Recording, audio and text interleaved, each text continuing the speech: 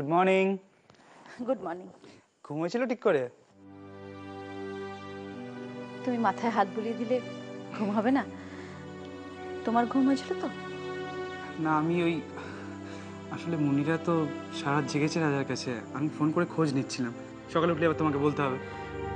হ্যাঁ, তো রাজা কেমন আছে? এই কথা হলো ভোর রাত্রে, খুব একটা ভালো নয়, একই রকম। কিরকম? হে ভগবান, ভগবান, আমার রাজাকে ঠিক করে দাও।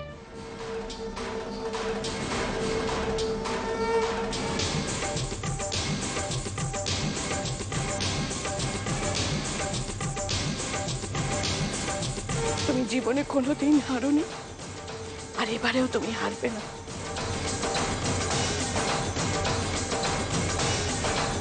আমার রাজাকে আমার কাছে ফেরত এনে দিও। তোমার মতো সতী লক্ষ্মীকে বাবা কখনো খালি হাতে ফেরাবেন না। তোমার স্বামীর জীবন ঠিক ফিরিয়ে দেবে।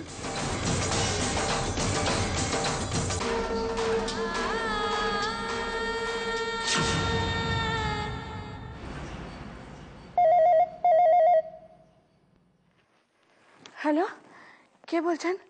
হ্যাঁ দাদা, রাজা কেমন আছে?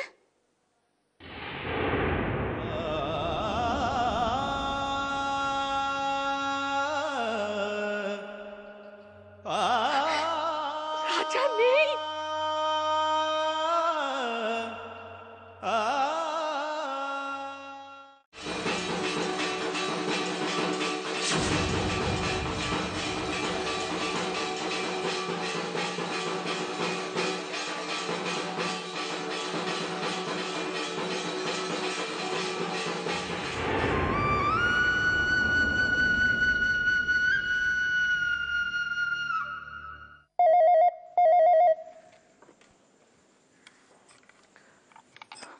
হ্যালো। হ্যালো বিশাখা। হ্যাঁ বড়দা। হ্যাঁ, দীপকে ফোনটা দাও। দীপু তো একটু বাথরুমে গেছে, একটু মনে হয় দেরি হবে। আপনি কি এখন হসপিটাল থেকে কথা বলছেন?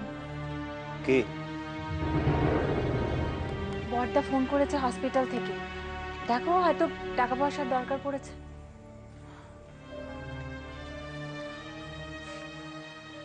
হ্যাঁ বর্দা বল। দীপু? হ্যাঁ আমি দীপু বলছি, বল। দীপু, রাজা। রাজা? কি হয়েছে রাজার?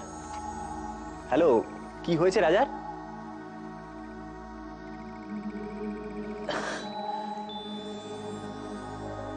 রাজা আর নেই রে। নেই? নেই মানে? দীপুর রাজা আমাদের ছেড়ে চলে গেছে অনেক দূরে। কি বলছিস তুই? কখন ঘটলো এসব? স্যার স্যার, পেশেন্ট বেঁচে আছেন। কোন পেশেন্ট? ঋদ্ধি ব্যানার্জি। কি বলছো তুমি? ইয়েস স্যার, আমি নিজে চোখে দেখেছি। হার্টবিট চলছে, রেসপন্ড করছে। তাই নাকি? রাজা এভাবে চলে যাক আমি চাই না।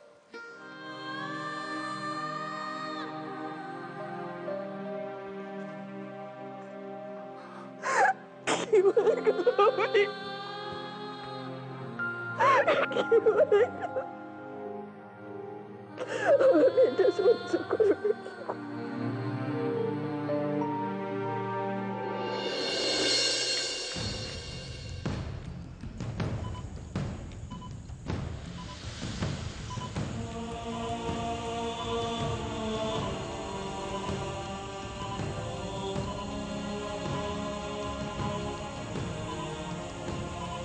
এটা সত্যিই মিরাকেল হয়েছে।